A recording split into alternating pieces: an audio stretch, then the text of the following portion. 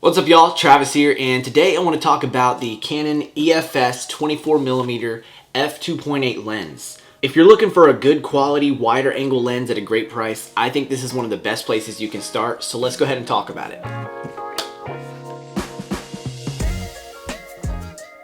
So first off, this lens was built more for APS-C sensor or crop body cameras, and so that would be where your camera already has a 1.6 time in-body crop factor, which means that a 24mm lens is effectively going to be about 38mm, which is pretty close to 35mm, which is a super popular length for street photography, architecture, landscape, those types of things.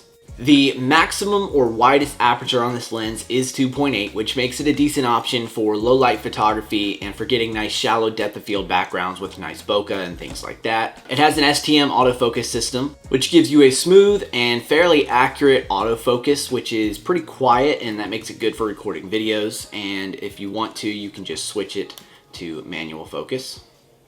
Now this is what is considered a macro lens because all lenses have a minimum focusing distance. That's how close you can get to an object and still have it in focus. And you may not be able to see it here, but on the side it does show you that the minimum focusing distance on this lens is 0.16 meters, which is about 6 inches. And that makes it great for situations such as doing product photography, for example. The lens has a 52mm thread for lens filters like ND filters, polarizing filters, whatever you want to use. The lens is also super compact and lightweight. It's easy to carry with you wherever you go, and it feels pretty solid in your hands. It's referred to as a pancake lens because of how thin it is, and I've even had it on my camera before and had to do a double take to make sure I still had a lens on it because it's so flat. As for image quality, I found it to take pretty sharp images with good contrast. Here are some photo examples for you guys.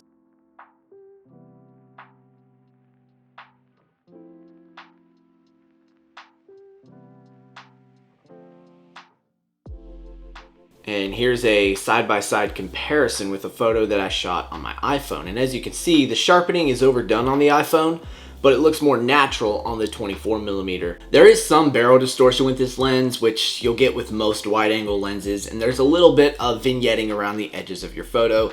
These things will be barely noticeable to most people, and you can easily fix them in Lightroom. Personally, I've really enjoyed using this lens. I think it's really versatile. It takes good quality photos for things like taking pictures of the Ravenel Bridge here in Charleston, which I tend to do a lot. With my 50mm Canon lens, I have to run pretty far back because it's a basically 80mm lens on my Canon EOS 90D. I can't really play around with foreground objects or anything like that because I have to run so far away from the bridge to get the whole thing in frame. But with this, I can get a lot closer, play around with some different compositions, so it's fun for that.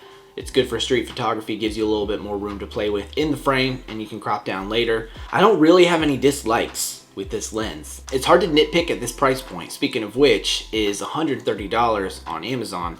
I'll throw a link in the description below so you guys can go check it out and buy one for yourself if you'd like to. Again, I highly recommend this as a good starting point if you're wanting a wider angle lens for landscape, architecture, street photography. This is a great place to get some experience with a cheap lens that takes good quality photos. If this video was helpful for you guys, I'd love for you to give it a thumbs up and subscribe to see more helpful content like this. Let me know your thoughts in the comments. If you're thinking about using a lens for portrait photography, this lens will work and you can take some good shots with it. But if you want those really nice shallow depth of field backgrounds, you really want some nice curvature to people's facial features and things like that, then I would recommend the Canon EF 50mm 1.8 lens. And I actually did a review on that. I'll go ahead and throw a link somewhere over here. If y'all want to see how to create some vertical videos in Final Cut Pro, I'll throw a video over here. Thank you guys so much for watching, and I'll see you next time.